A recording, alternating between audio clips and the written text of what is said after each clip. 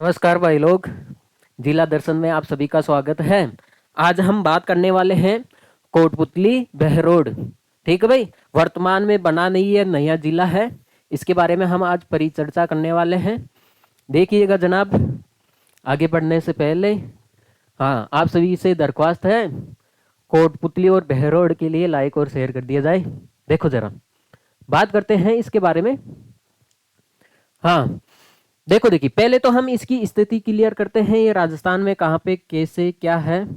देखो देखिए, हम बात करते हैं कोटपुतली बहरोड।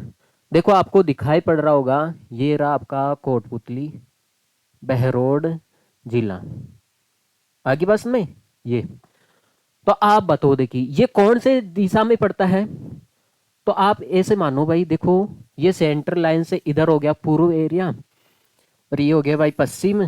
ठीक है भाई, और ये हो गया आपके सामने दक्षिण साइड। ठीक है भाई, दक्षिण एरिया। और ये कौन सा हो गया भाई, उत्तर एरिया। ठीक है, तो इसका मतलब है ये राजस्थान की पूर्व दिशा में पड़ने वाला जिला है।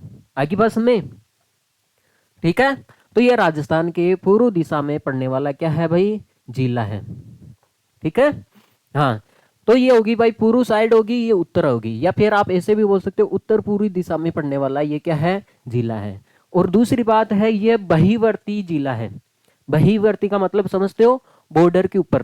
ठीक भाई, राजस्थान के किनारे है, अंदर नहीं है ये राजस्थान के बॉर्डर के ऊपर किनारे पे स्थित है, इसलिए यह एक बहिवर्ती जिला है।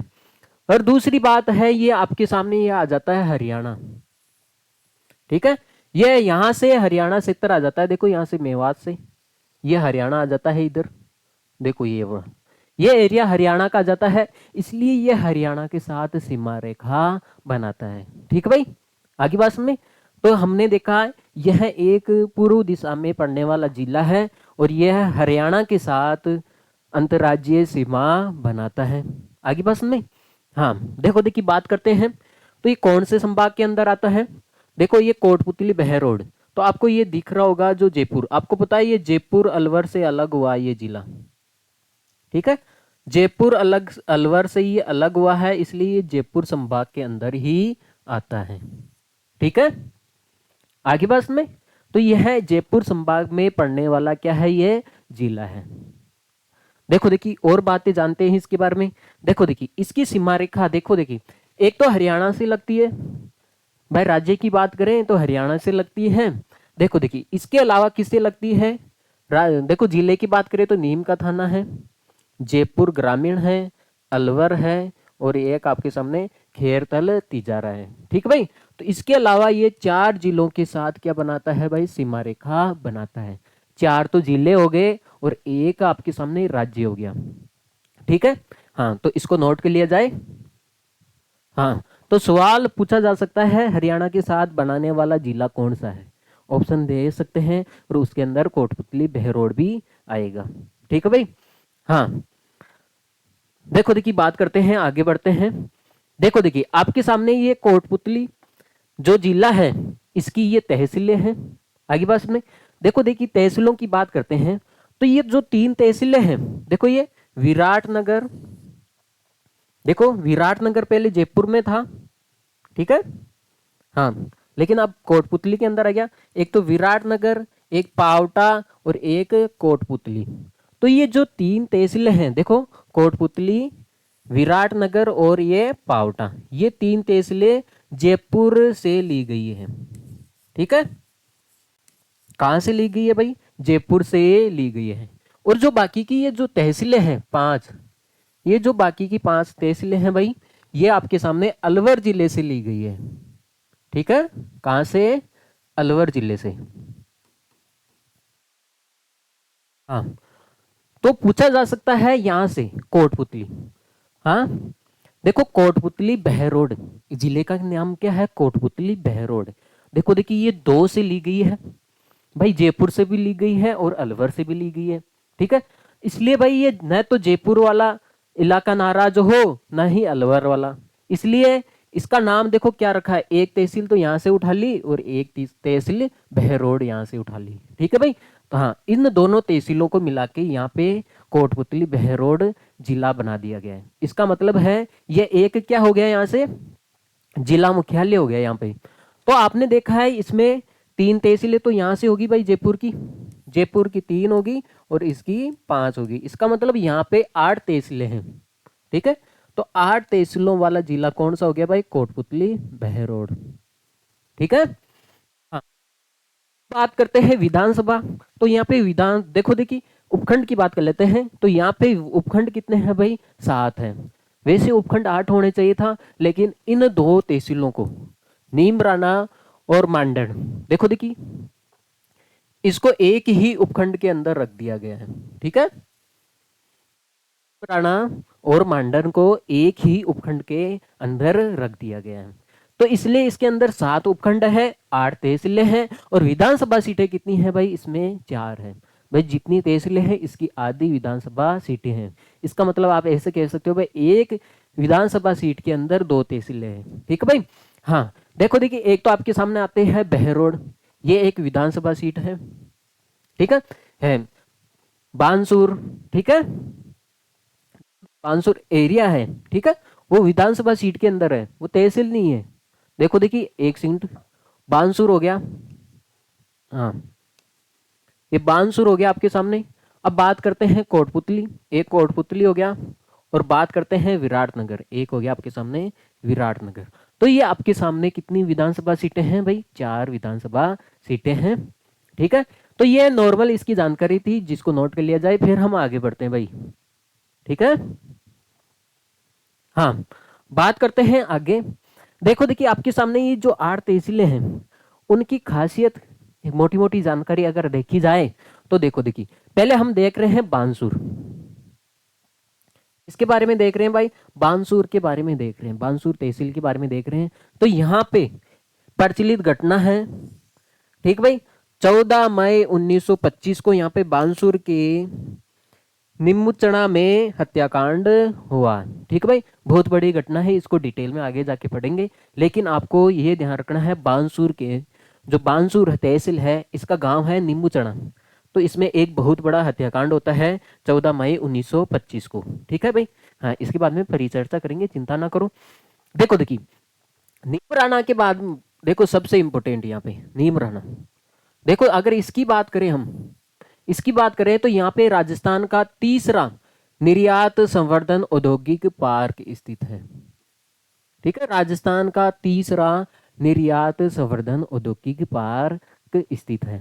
तो देखो देखिए जाहिर सी बात है भाई, है ना, ये जो कोटपुतली बहरोड जिला है ये औद्योगिक क्षेत्र के लिए सबसे ज्यादा जाना जाता है। ठीक है भाई, सबसे ज्यादा आपको फैक्ट्रियां मिलेगी यहाँ पे।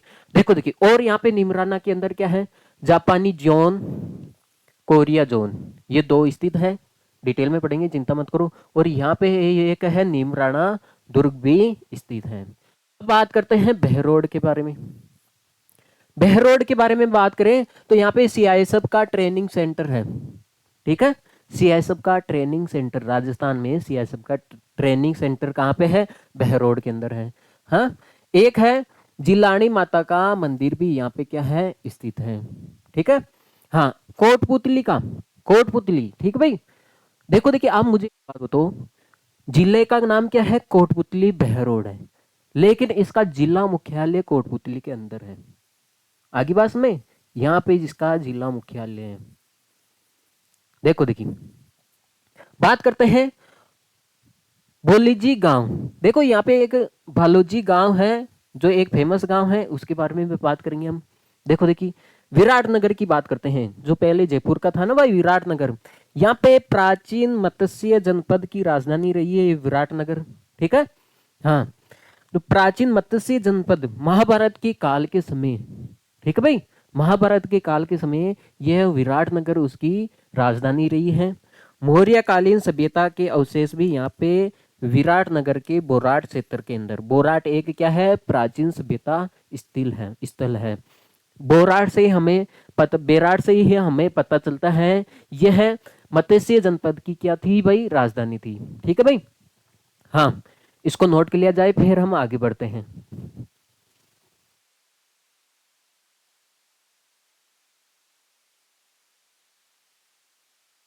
हाँ भाई जी, आपने नोट कर लिया इसको। हाँ, तो ये जो नीमूचना हत्याकांड है, तो ये इसको कहा जाता है, ये राजस्थान का दूसरा जलियांवाला बाग हत्याकांड है। ठीक है भाई। हाँ, इतना भयंकर हुआ था, यहाँ पे 250 लोग, किसान लोग मारे गए थे, जिसमें राजपूत समाज के थे। ठीक है भाई। देखो देखिए, बढ़ते हैं फिर। ये जो तहसील है, इसके बारे में ये मोटी मोटी जानकारी थी जो आपने नोट कर ली है। फिर हम आगे बढ़ते हैं भाई। देखो देखिए, बात करते हैं। आपको पता है ये वर्तमान में बना नया जिला कहलाता है। हाँ भाई, ये वर्तमान में बना नया जिला है कोटपुतली बहरोड। ठीक है। हाँ भाई, आपको पता है जब 2022 का बजट 2023 के अंदर सुनाया जाता है, घोषणा की जाती है, तो उसके अंदर ये भी घोषणा की जाती है भाई, हम 19 नए जिले बना रहे हैं अशोक गहलोत साहब द्वारा। पूछा जा सकता है कौन से मुख्यमंत्री द्वारा, तो अशोक गहलोत साहब द्वारा घोषणा तो कर दी बजट के अंदर, लेकिन मंत्रिमंडल ने इनको 4 अगस्त को, है ना, पूरी जांच पड़ताल करके, भाई इसमें कुछ साजिश तो नहीं है, तो मंत्रिमंडल ने इनको 4 अगस्त को भाई मंजूरी दे दी इनको, भाई आप नए जिले बना सकते हो, कोई आपत्ति नहीं है हमें भी। ठीक है भाई। हाँ, जब 4 अगस्त को सूचना मिल गई अशोक गहलोत साहब को, तो उन्होंने इस अधिसूचना जारी कर दी, पब्लिकली बता दिया भाई हम 19 नए जिले बना रहे हैं। ठीक है भाई। हाँ, जब 6 तारीख को जारी कर दिए हैं, तो देरी किस बात की, तो 7 अगस्त को उन्होंने अधिसूचना को लागू ही कर दिया। इसका मतलब है जो नए जिले हैं वो 7 तारीख से नए जिले कहलाने लगे, इसलिए इसका स्थापना दिवस कितना हो जाएगा भाई, 7 अगस्त हो जाएगा। ठीक है भाई। हाँ, ये तो पढ़ते आ रहे हैं। अब बात करते हैं उद्घाटनकर्ता की। उद्घाटन करता है राजेंद्र सिंह यादव, जो उच्च शिक्षा राज्य मंत्री थे, जिन्होंने इसका क्या किया था, उद्घाटन किया था। ठीक है भाई। देखो देखिए, बात करते हैं किस जिले को तोड़कर, जयपुर को और अलवर को। जयपुर की तो 3 तहसीलें हैं और अलवर की कौन सी है भाई, 5 तहसीलें हैं। ठीक है, आगे बात में। हाँ, अब बात करते हैं यहाँ के प्रथम कलेक्टर की। बात करें तो वह है शुभम चौधरी, चौधरी साहब है। और प्रथम पुलिस अधीक्षक की बात करें तो ये भाई शर्मा साहब। ठीक भाई, रंजीता शर्मा साहब, रंजीता शर्मा। देखो देखिए, बात करते हैं संभाग के अंदर, तो ये जयपुर से टूटा है, तो ये जयपुर अलवर, तो आपको पता है जयपुर संभाग के अंदर ही आएगा। सीमा रेखा की बात करें तो ये 4 जिलों के साथ सीमा रेखा बनाता है। पहले तो बात है जयपुर अलवर से टूटा है, इसलिए जयपुर ग्रामीण से बनाएगा और अलवर से तो बनाएगा ही बनाएगा। ठीक है भाई। हाँ, और दूसरी बात है ये नीम का थाना और खेरथल तिजारा। ठीक है भाई। हाँ, तो ये 4 जिलों के साथ सीमा रेखा बनाता है और एक अंतर्राज्यीय सीमा भी बनाता है। ठीक है भाई। देखो देखिए, कोटपुतली बहरोड ये बहिवर्ती जिला है, राजस्थान के किनारे बाहर की ओर स्थित जिला है। ठीक है भाई, और जो हरियाणा के साथ अंतर्राज्यीय सीमा बनाता है। ठीक है भाई, इसको नोट कर लिया जाए, ये छोटी मोटी जानकारी थी। देखो देखिए, आगे बढ़ते हैं भाई। आगे इस प्रकार बढ़ते हैं, बात करते हैं बेराट की चोटी। हाँ, देखो देखिए, बात करते हैं। हाँ, बेराट की चोटी देखो देखिए कहाँ स्थित है, कोटपुतली बहरोड जिले में ये स्थित है। ठीक है भाई। हाँ, यह है उत्तरी अरावली की चोटी कहलाती है। ठीक है भाई, जो बेराट की चोटी है, जो उत्तरी अरावली की क्या है, ये चोटी कहलाती है। दूसरी बात है इसकी ऊंचाई है, तो आपको तो केवल इतना ही ध्यान रखना है, बेराट की चोटी कोटपुतली बहरोड जिले के अंदर स्थित है। देखो देखिए, ये चोटी क्यों है, देखो देखिए अभी समझ में आ जाएगा आपको। ये इसकी ऊंचाई कितनी है, 704 मीटर इसकी ऊंचाई है। देखो देखिए, और भी पहाड़ी हैं। एक तो आपके सामने बेराट की चोटी होगी, एक तो देखो भाई बेराट की पहाड़ी होगी। ठीक है भाई। हाँ, एक बीजक की पहाड़ियां भी यहाँ पे स्थित है, एक भीम डूंगरी भी यहाँ पे स्थित है, और एक गणेश डूंगरी भी स्थित है, और एक महादेव डूंगरी भी क्या है, यहाँ पे स्थित है। तो यहाँ पे कुल मिला के 5 पहाड़ियां स्थित हैं। ठीक है भाई। देखो देखिए, बात करते हैं, यहाँ पे एक नदी है बाणगंगा।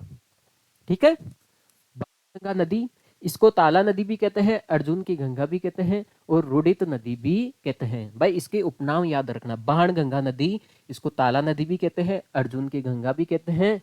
और जाहिर सी बात है ये क्या है भाई, आपको पता है विराटनगर प्राचीन काल से जुड़ा हुआ है। ठीक है भाई, इसका इतिहास प्राचीन काल से है, इसलिए इसको अर्जुन की गंगा भी कहते हैं। आगे बस में। हाँ, बात करते हैं इसका उद्गम। देखो देखिए, इसका उद्गम होता है, बाणगंगा नदी है, इसका उद्गम होता है बेराट की पहाड़ियाँ, बेराट की पहाड़ियाँ, यहाँ से इसका उद्गम होता है। ठीक है भाई। इसका समापन होता है फतेहाबाद, फतेहाबाद आगरा उत्तर प्रदेश के अंदर। ठीक है भाई। जो यमुना नदी है उसके अंदर ये मिल जाती है। देखो देखिए, बात करते हैं, ये बाणगंगा राजस्थान में 4 जिलों से होकर बहती है। देखो देखिए, बात करें हम, देखो अगर बात करें हम, हाँ देखो बात करें, देखो ये है आपके सामने यहाँ पे, एक सेकंड, अगर बात करना चाहें हम तो आप लोग देखोगे, एक सेकंड भाई मित्रों, हाँ देखो देखिए, आपके सामने यहाँ पे आती है बेराट की पहाड़ियाँ। कौन सी पहाड़ियाँ भाई? बेराट की पहाड़ियाँ। तो यहाँ से निकलती है भाई, ठीक है, बेराट की पहाड़ियाँ से, फिर ये जाती है भाई जोधपुर ग्रामीण। ठीक है भाई। हाँ एक सेकंड, अलवर में नहीं जाती है। ठीक है भाई। देखो देखिए, जोधपुर, देखो ये बेराट की पहाड़ियाँ से निकलती है, जोधपुर ग्रामीण से होते हुए दौसा, फिर भरतपुर, फिर यहाँ पे मिल जाती है यमुना के अंदर। ठीक है भाई। जो उत्तर प्रदेश की जो यमुना नदी है वहां पे ये मिल जाती है। आगे होगी बात में। तो इसका उद्गम आपको ये ध्यान रखना है, इसका उद्गम कहाँ से होता है? हाँ भाई, हाँ तो इसका उद्गम होता है भाई बेराट की पहाड़ियाँ कोटपुतली बहरोड जिले से होता है, इसका उद्गम यहाँ से होता है। फिर ये जाती है भाई कोटपुतली बहरोड से जयपुर ग्रामीण में जाती है, फिर जाती है दौसा, दौसा से, ये दौसा से भरतपुर से होते हुए ये कहाँ पे मिलती है भाई? यमुना में मिल जाती है। आगे बात में, हाँ तो ये है नदी बाणगंगा नदी, जिसको अर्जुन की गंगा भी कहते हैं। आगे बात करते हैं जो बेराट क्षेत्र, देखो देखिए हम, बेराट है, आपको पता है ये प्राचीन सभ्यता स्थल है। ठीक है भाई, बेराट खुद ही स्थान है भाई, तो ये स्थान है प्राचीन सभ्यता स्थान है भाई। यहाँ पे बाणगंगा नदी पर है, कौन सी नदी पर है ये? बेराट। अब पूछा जाता है, देखो भाई बाणगंगा नदी के बारे में केवल यही पूछा जाएगा, ये देखो जो बेराट है ये है प्राचीन सभ्यता स्थल है, ये कौन सी नदी पे बना है? तो ये बाणगंगा नदी पे बना है। तो सवाल केवल इन दोनों के ऊपर ही बनता है। इसकी खोज आपको पता है दयाराम साहनी ने की थी। हाँ देखो देखिए, उत्खनन करता कौन है? अगर पूछा जाए उत्खनन करता कौन है? कैलाश दीक्षित और नील रतन बनर्जी। देखो देखिए यहाँ पे, देखो देखिए इस बेराट, बेराट सभ्यता स्थल से आपको क्या मिलता है? यहाँ पे मौर्य कालीन और मौर्यतर कालीन प्रमाण मिलते हैं। आगे बात में, तो यहीं से पता चलता है जो विराट नगर है यह मौर्य काल मत्स्य संघ की क्या थी भाई? राजधानी थी। ठीक है भाई। तो ये बेराट से देखो कुछ अभिलेख आएंगे आगे जाके, तो उसके बारे में भी पढ़ेंगे। पहले तो आप इतना नोट कर लिया जाए। तो आपको तो पहले तो ये ध्यान रखना है बेराट, बेराट की पहाड़ियां कहाँ स्थित है? कोटपुतली बहरोड में है, और यहाँ से एक बाणगंगा नदी निकलती है। ठीक है भाई, नोट कर लिया जाए, फिर हम आगे बढ़ते हैं। देखो देखिए, आगे चले, एक है भाई साबी नदी, हाँ साहिबी नदी। देखो एक तो साबी नदी, इसका दूसरा नाम क्या है भाई? साहिबी नदी। बात करते हैं इसके बारे में। ठीक है भाई, कुल लंबाई की बात करें तो इसकी है कुल लंबाई 222 किलोमीटर है। ठीक है भाई। हाँ बात करते हैं इसका उद्गम, सेवर की पहाड़ियां जयपुर ग्रामीण। देखो हमने जब जयपुर ग्रामीण जिला पढ़ा था ना, उसमें ही इसको पढ़ा था। ठीक भाई, जो जयपुर ग्रामीण है उसकी सेवर की पहाड़ियां से इसका उद्गम होता है। आगे बात में, और ये कहाँ पे, ये इसका संगम कहाँ पे होता है? हाँ ना, पटौदी, पटौदी ग्राम हरियाणा के पास एक है। देखो देखिए एक झील है नजफगढ़ झील, इसके अंदर इसका क्या हो जाता है भाई? समापन हो जाता है। कोटपुतली बहरोड की ये प्रमुख नदी है। कोटपुतली बहरोड जिले को यह है 2 भागों में बांटती है। देखो आपको पता है यहाँ पे 2 नदियां बहती है, एक तो साबी और एक आपके सामने बाणगंगा नदी। ठीक है भाई, आगे बस में, हाँ तो आप प्रश्न पूछा जाता है भाई कोटपुतली बहरोड को बराबर 2 भागों में बांटने वाली कौन सी नदी है? साबी नदी है। ठीक है भाई, ये प्रश्न इस बार नया बन गया ये जिला बनने के बाद। साबी नदी 3 जिलों में बहती है, जयपुर ग्रामीण से तो निकलती है, फिर कोटपुतली बहरोड, फिर खेरथल तीजाला। देखो देखिए यहाँ पे है, यहाँ पे है पहाड़ियां, देखो मैं आपको समझाऊं तो यहाँ पे है भाई आपके सामने पहाड़ियाँ, ठीक है, एक सेकंड, हाँ यहाँ पे, ठीक है, ये सेवर की पहाड़ियाँ से निकलती है जो जयपुर ग्रामीण के अंदर स्थित है, ठीक है।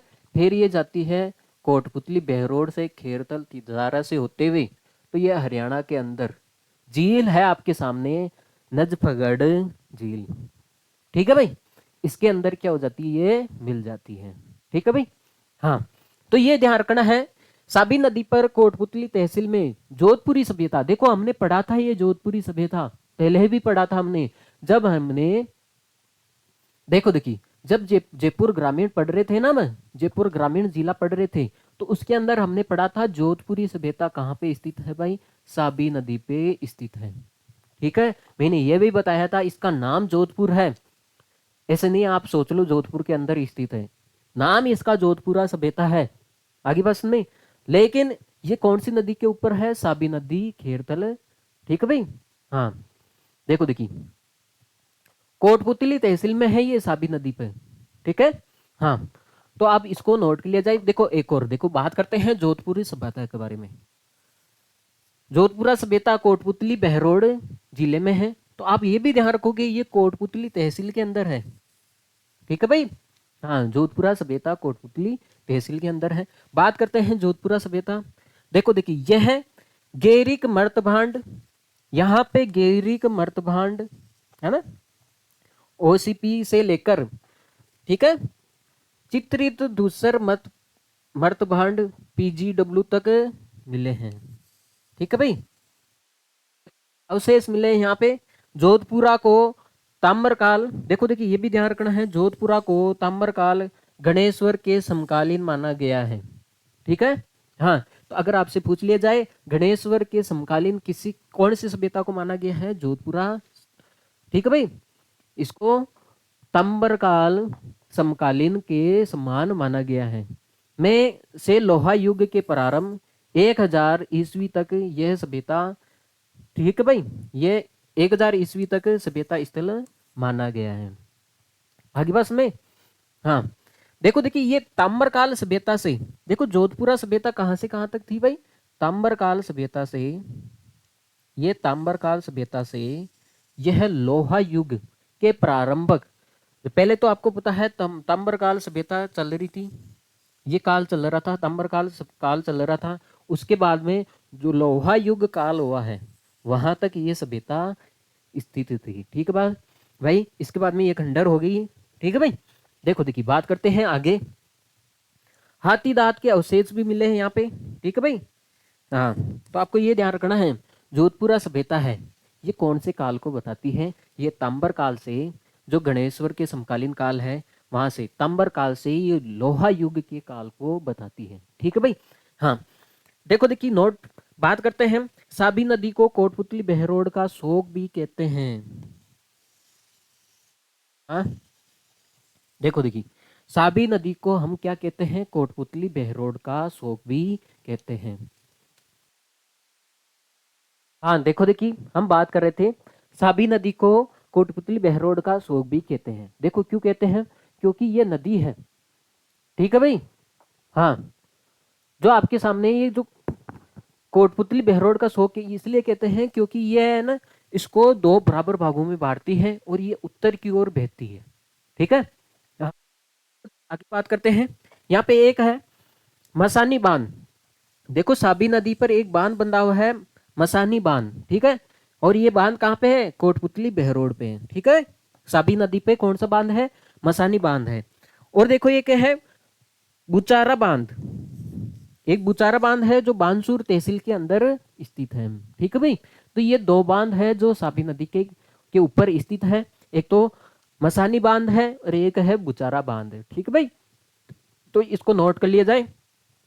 तो इसमें आपको ये इंपोर्टेंट ध्यान रखना है भाई, जो साबी नदी है इस पे जोधपुरी सभ्यता स्थल स्थित है, ठीक है भाई, प्राचीन सभ्यता स्थित है। और एक है आपके सामने बेराट, हमने पहले पढ़ लिया था, ठीक है भाई, वो बाणगंगा पे स्थित है। हाँ, तो सवाल यहाँ पे है, एक तो जोधपुरा सभ्यता कहाँ पे स्थित है, साबी नदी पे स्थित है, और दूसरा ये सवाल था बेराट सभ्यता ये कहाँ पे स्थित है? बाणगंगा नदी पे। ये दो प्राचीन सभ्यता स्थल है। ठीक है भाई, तो इसको नोट कर लिया जाए। फिर हम आगे बढ़ते हैं भाई। देखो देखो देखिए, करते हैं राष्ट्रीय राजमार्ग के बारे में। ठीक है, देखो देखो बात करते हैं हम राष्ट्रीय राजमार्ग के बारे में। देखो पहला राजमार्ग है यहाँ पे, तीन राजमार्ग स्थित है। देखो याद करने का अच्छा तरीका है 48 48 48। ठीक है भाई, एक तो है 048 हो गया, 148 हो गया, 248 हो गया। ठीक है भाई, हाँ, तो ये 48 राष्ट्रीय राजमार्ग है, NH 48। और ये हम पढ़ चुके हैं पहले भी ब्यावर जिले के अंदर। लेकिन अब आप फिर से देखो, देखो अगर ये जिलों की बात करें, राज्य की बात करें, तो ये आपके सामने, देखो मैं आपको बता दूं, एक तो ये केंद्र शासित प्रदेश है। ठीक है, न्यू दिल्ली यहां से स्टार्ट होता है। ठीक है भाई, तो ये तो पहली बात हुई केंद्र शासित प्रदेश। तो ये न्यू दिल्ली से तो ये स्टार्ट होता है भाई। ठीक है, यहां से फिर ये आता है भाई हरियाणा, फिर राजस्थान, फिर गुजरात, फिर ये मुंबई। ठीक भाई, मुंबई से होते हुए, देखो पहले तो बात करते हैं भाई केंद्र शासित प्रदेश। हाँ, तो बात करें केंद्र शासित प्रदेश, तो पहले केंद्र शासित प्रदेश से तो स्टार्ट हो गया ये। देखो यहां से, तो ये तो हो गया एक केंद्र शासित प्रदेश। हाँ हाँ, इसके अलावा ये 6 राज्यों से गुजरेगा। देखो देखिए, केंद्र शासित प्रदेश तो हो गया, इसके बाद में हरियाणा पहला राज्य, दूसरा राजस्थान हो गया, तीसरा गुजरात हो गया, फिर ये मुंबई से होते हुए, ठीक है भाई, कर्नाटक, ठीक है, महाराष्ट्र हो गया भाई, कर्नाटक हो गया, फिर हो जाएगा ये तमिलनाडु। ठीक है, तो आप देखो तमिलनाडु हो गया पहला। तो बात करें ये कितने राज्यों से गुजरता है, तो हम बात करें तो एक तो हो गया भाई आपके सामने तमिलनाडु हो गया पहला, कर्नाटक हो गया भाई दो, महाराष्ट्र हो गया तीन, और ये गुजरात हो गया भाई चार, और ये हो गया भाई राजस्थान पांच, और ये हो गया छह हरियाणा। तो ये हरियाणा से मिला के, तो ये तो हो गए भाई 6 जिले हो गए। 6 जिले, 6 सॉरी 6 राज्य और एक केंद्र शासित प्रदेश। ठीक है भाई, तो ये हो गए भाई आपके सामने हो गया। जैसे हम बात करें, यहाँ पे लिख ही देता हूं मैं आपके सामने। हाँ, जो NH है आपके सामने, NH है 48 है। एक तो केंद्र शासित प्रदेश, ठीक है। हाँ, तो मैं दिल्ली लिख दूं क्या? दिल्ली लिख देता हूं। ये हो गया भाई दिल्ली। दिल्ली से जाता है भाई हरियाणा, हरियाणा से फिर आ जाएगा ये राजस्थान। एक सेकंड, हरियाणा के बाद में ये आ जाएगा भाई राजस्थान, फिर ये गुजरात, फिर ये आपके सामने आ जाएगा महाराष्ट्र। महाराष्ट्र हो जाएगा, फिर इसके बाद में आ जाएगा ये कर्नाटक। महाराष्ट्र के बाद में कर्नाटक, फिर आ जाएगा ये तमिलनाडु। तो ये आपके सामने ये हो जाएंगे भाई, नोट कर लिया जाए। तो ये तो है आपके सामने केंद्र शासित प्रदेश, ये तो हो गया आपके सामने केंद्र शासित प्रदेश हो गया ये तो। ठीक है, हाँ, यार बाकी के आपके हो गए 6 राज्य हो गए। ठीक है भाई, हाँ, तो ये है NH 48। अब देखो देखिए, ये तो होगी भाई केंद्र शासित प्रदेश और राज्य की बात होगी। लेकिन हम राजस्थान के अंदर बात करेंगे ये कौन से जिलों से गुजरता है। देखो देखिए, बात करें इसके बारे में। हाँ, लंबाई की बात करें, अगर ये इसकी लंबाई की बात करें ना हम, तो ये इसकी लंबाई है आपके सामने, ठीक है भाई, 2807 किलोमीटर। 2807 किलोमीटर। ठीक है, ये इसकी क्या होगी भाई, लेंथ होगी। ठीक है, बात करते हैं, ये तो हो गया भाई राजस्थान में। देखो राजस्थान में देखेंगे, ये राजस्थान में भाई यहां से तो आता है भाई, ये राजस्थान में देखेंगे ये किधर से किधर गुजरता है, यही है भाई। अगर राजस्थान में इसकी बात करें, तो ये भाई आपके सामने जो कोटपुतली बहरोड है, इस जिले से गुजरता है। तो सवाल बनता है यहाँ पे भाई, भाई ये राजस्थान में कौन सी जिले से होकर गुजरता है? तो हम बात करेंगे, तो ये इधर से आ रहा है, इधर से कहां से आ रहा है, हरियाणा से। ठीक है भाई, देखो यहाँ पे लिख देते हैं भाई दिल्ली, एक सेकंड, यहाँ पे लिख देते हैं हम दिल्ली। हमने एक सेकंड, कभी आगे कभी पीछे, क्या हो रहा है। हाँ, तो ये हो गया भाई आपके सामने दिल्ली। बाद में क्या आता है, बाद में ये हरियाणा, HR। इसके बाद में ये कोटपुतली से होते हुए राजस्थान में प्रवेश करता है। पूछा जाता है भाई ये राजस्थान में कौन से जिले से प्रवेश करता है, ठीक है भाई। तो ये कोटपुतली बहरोड से प्रवेश करता है। फिर आएगा ये जयपुर ग्रामीण, फिर जयपुर शहर से होते हुए दूदू, फिर अजमेर, फिर ब्यावर, ठीक है भाई। ये ब्यावर से होते हुए देखो राजसमंद जिले में आता है, फिर उदयपुर में आ जाता है, फिर ये डूंगरपुर से होते हुए इधर आपके सामने गुजरात, यहाँ पे क्या क्या आ जाता है आगे, गुजरात, ठीक है। तो ये राजस्थान की बात है। ये कौन सा हो गया भाई, NH 48, ठीक है। इसकी, हाँ इसको नोट कर लिया जाए, फिर हम आगे बढ़ते हैं। हाँ भाई इसको रब करना पड़ेगा, इसको नोट कर लिया जाए। हाँ, अगर बात करें, एक और बात रहेगी, अगर बात करें इसकी राजस्थान में लेंथ कितनी है, तो राजस्थान में इसकी लेंथ हो जाएगी आपके सामने, ठीक है भाई। कितनी है, 694, 694 किलोमीटर। आगे बात सुनी। हाँ, तो इसकी टोटल लेंथ होगी आपके सामने 2807 किलोमीटर, लेकिन राजस्थान में ये 994 किलोमीटर लंबा है। आगे बात सुने। हाँ, तो आप देख सकते हो ये राजस्थान में कितने जिलों से प्रवेश करता है भाई, 9 जिलों से। कितने, 9 जिलों से ये गुजरता है। NH 48 कितने जिलों से गुजरता है भाई, 9 जिलों से ये गुजरता है। देखो देखिए, आगे और बात करेंगे, इस पहले इसको नोट कर लिया जाए, फिर हम आगे बढ़ते हैं भाई। देखो देखिए, और बात कर लेते हैं हम।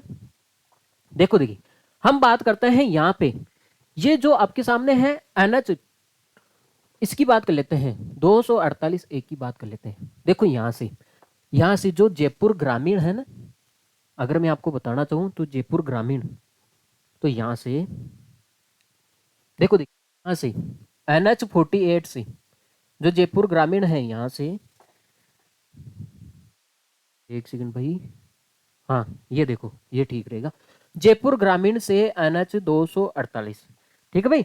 हाँ, इसकी बात करें तो ये NH 248 है, ये जयपुर ग्रामीण से होते हुए जो निचला हिस्सा है ना, कोटपुतली बहरोड, देखो मैं आपको बताऊं, अगर मैं आपको बताना चाहूँ, जो विराट नगर है, ये विराट नगर से ऐसे गुजरता है NH 48, 248, ठीक है।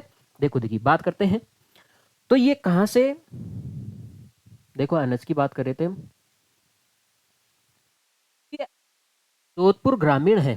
देखो यहाँ से, सॉरी यहाँ से ये जुड़ता है, फिर यहाँ पे देखो देखो ये हिस्सा आ जाएगा इसका विराटनगर का, ठीक है भाई। हाँ, फिर ये अलवर से होते हुए, देखो यहाँ से निकलेगा ये अलवर से होते हुए, यहाँ से अलवर से होते हुए ये हरियाणा के अंदर जाएगा। देखो ये डीग को टच नहीं करता है, जो इसके बीच में गलियारा है, इससे देखो फिर भी अड़ रहा है, ठीक है भाई। एक सेकंड, अरे भाई चल जा ढंग से। हाँ, यहाँ से भाई आपके सामने NH 248, ठीक है भाई। हाँ, तो ये आपके सामने NH जो 248 है, इसकी बात करें तो ये है भाई NH 248, ठीक है भाई। NH 248A है, तो ये जयपुर ग्रामीण से निकलता है, ठीक है भाई। हाँ, फिर ये जाता है कोटपुतली बहरोड, जो कोटपुतली बहरोड का जो विराटनगर है निचले वाला हिस्सा, यहाँ पे विराटनगर से ये गुजरता है, फिर अलवर से ये हरियाणा के अंदर चला जाता है, ठीक है भाई। हाँ, तो बात करें ये, देखो देखिए, जो हरियाणा का जो गुरुग्राम है वहां तक जाता है। देखो यहाँ पे लिख देता हूँ मैं, तो हरियाणा है गुरुग्राम,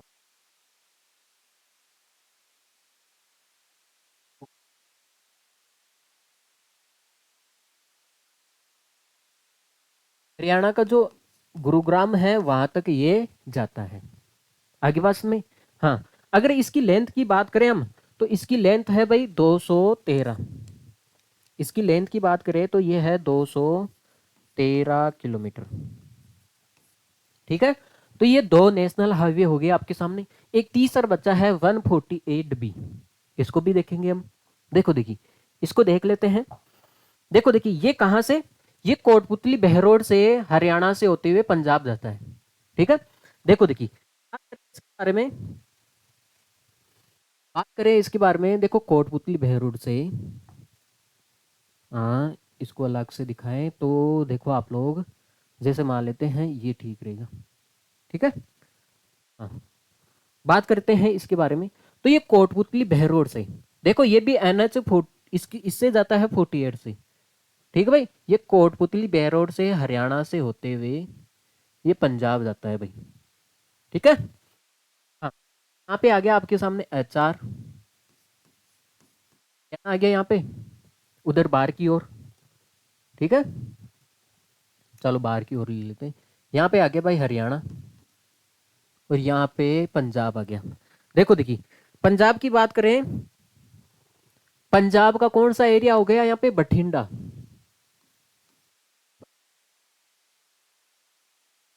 बठिंडा पंजाब, बठिंडा पंजाब तक ये जाता है। ठीक है भाई, हाँ नहीं दिख रहा है क्या, चलो भाई इसको थोड़ा ढंग से कर देते हैं, अब दिखेगा आपको चंगा। तो ये जो NH48 आ रहा है इधर, तो इसी से तो ये NH 248A निकलता है, और यहाँ से इसी से ये निकलेगा NH 148। ठीक है भाई, हाँ यहाँ पे आ गया आपके सामने हरियाणा, ये हो गया भाई पंजाब, पंजाब का हो जाएगा ये बठिंडा, पंजाब के जो बठिंडा वहां तक ये जाता है।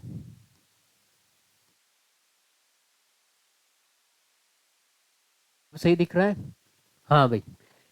देखो देखिए, अगर इसकी लंबाई की बात करें हम, तो ये ज्यादा लंबा तो है नहीं, ये 427 किलोमीटर लंबा है। ठीक है भाई, कितनी लंबाई है इसकी, कहाँ, यहाँ पे लिख देता हूँ मैं, 427 किलोमीटर ये क्या है भाई, लंबा है। ठीक है, और ये कौन सा हो गया भाई, NH 148। ठीक है भाई, बी 148B हो गया। तो आगे होगा आपको, तो यहां से भाई तीन नेशनल हाईवे निकलते हैं। एक तो आपके सामने है जो दिल्ली मुंबई कॉरिडोर है, भाई इसको दिल्ली मुंबई कॉरिडोर कहते हैं। ठीक है भाई, हाँ तो एक तो है NH 48, ये आपको पता है राजस्थान में सबसे ज्यादा व्यस्त ये राष्ट्रीय राजमार्ग है। ठीक है भाई, हाँ तो ये दिल्ली से आता है, फिर देखो ये राजस्थान, फिर आता है यहाँ पे हरियाणा आ जाता है। भाई दिल्ली से आने के बाद यहाँ पे क्या आ जाएगा आपको, आपको पता है यहाँ पे क्या आएगा बीच में, हरियाणा, यहाँ पे HR आ जाएगा हरियाणा। हरियाणा के बाद में ये कोटपुतली बहरोड से जयपुर ग्रामीण, और जयपुर शहर से भी जाता है, फिर दूदू, अजमेर, ब्यावर, राजसमंद, उदयपुर और डूंगरपुर से ये बाहर निकल जाता है। ठीक है भाई, जब ये डूंगरपुर से बाहर निकल जाएगा तो ये बाद में कहाँ पे जाएगा भाई, डूंगरपुर से बाहर निकलने के बाद गुजरात, गुजरात से मुंबई से होते हुए ये कर्नाटक से होते हुए ये तमिलनाडु के अंदर जाता है। ठीक है भाई, तो ये हमने बात की NH 48 की, जो एक केंद्र शासित प्रदेश और 6 राज्यों से गुजरता है, लेकिन ये राजस्थान के 9 जिलों से होकर गुजरता है। ठीक है भाई, हाँ और हमने बात की आपके सामने, हाँ बाद में बात की हमने 248A के बारे में। तो ये है आपके सामने 248A, जिसकी लंबाई है 213 किलोमीटर। तो ये जयपुर ग्रामीण जिले से है ना, NH 48 से निकलता है, ये जयपुर ग्रामीण से जो कोटपुतली बहरोड है। ठीक है भाई, इसका जो विराट नगर जो तहसील है वहां से होते हुए, देखो केवल बीच में से नहीं जाएगा, वहां से होते हुए अलवर, और अलवर से ये बाहर निकलता है। आप देखोगे इन दोनों के बीच में जगह है, खेड़तला और डीग के बीच में, इन दोनों के बीच में जगह है ना, तो यहाँ से ये होते हुए ये निकलता है और हरियाणा के गुरुग्राम तक जाता है। अब हमने बात की थी आपके सामने NH 148B के बारे में, ये भी भाई आपके सामने जो 48 है, यहां से इसको कहां से जोड़ता है भाई, NH 48 को कहां तक जोड़ता है, ये पंजाब के बठिंडा तक जोड़ता है। ठीक है भाई, हाँ इसको नोट कर लिया जाए। हाँ ये हो गई आपके नेशनल हाईवे की बात, अरे आई बात समझ में, हाँ कुछ तो बोलो। हाँ देखो देखिए, यार मुझे भी लगा भाई, मुझे भी लगे भाई, भाई जिंदा हो या फिर। देखो देखिए, बात करते हैं, मुख्य बात करते हैं। देखो देखिए, राज्य का सबसे बड़ा दूध पैकिंग स्टेशन कहाँ पे है? राज्य का, पूरे राजस्थान का सबसे बड़ा दूध पैकिंग की बात की जाए तो वह है कोटपुतली के अंदर स्थित है। केंद्र सरकार की भारतमाला परियोजना, देखो देखिए, केंद्र सरकार की भारतमाला परियोजना में कोटपुतली बहरोड बाईपास शामिल किया गया है। देखो देखिए, आपको आगे समझ में आएगा, आगे पढ़ेंगे ना तब समझ में आएगा ये क्या है। केंद्र सरकार की भारतमाला परियोजना में, अगर पूछ लिया जाए केंद्र सरकार की भारतमाला परियोजना में, अगर विद्युत परियोजना है, देखो बात करेंगे आगे, चिंता ना करो। देखो यहाँ पे ये हो रही कुसुम जो परियोजना है इसके बारे में बात करेंगे, ठीक है। तो केंद्र सरकार की भारतमाला परियोजना में कोटपुतली बहरोड बाईपास शामिल है, ठीक है। अब बात करेंगे यहाँ पे, देखो जयपुर के जो महाराजा राम सिंह सेकंड है, बात करेंगे यहाँ पे जयपुर के महाराजा राम सिंह सेकंड है, जो 1857 की क्रांति में अंग्रेजों का आपको पता है अंग्रेजों का साथ दिया था इन्होंने, पढ़ा था ना हमने, जयपुर पढ़ा था तब।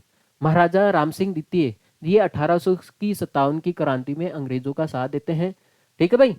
अंग्रेज 1857 की क्रांति के समय अंग्रेजी सरकार का सहयोग करने की वजह से, ठीक है, अंग्रेजी सरकार का सहयोग करने की वजह से कोटपुतली का परगना प्रदान किया गया है इनको, ठीक है भाई। कोटपुतली का परगना प्रदान किया गया है, और ये जो परगना है ये कोटपुतली बहरोड जिले में अभी भी स्थापित है, ठीक है भाई। हाँ, बात करते हैं, देखो प्रथम सौर ऊर्जा संयंत्र कुसुम, ये कुसुम, ठीक भाई, कुसुम योजना के तहत है, इसका नाम क्या दिया है भाई? कुसुम। देखो देखिए, प्रथम सौर ऊर्जा संयंत्र, देखो कैसा है ये, देखो बात करेंगे, यह है कोटपुतली के भोलोजी क्षेत्र के अंदर स्थित है भाई, भालोजी तहसील के अंदर, कोटपुतली जो तहसील है उसके भालोजी क्षेत्र के अंदर ये स्थित है। पहले तो बात ये ध्यान रखोगे।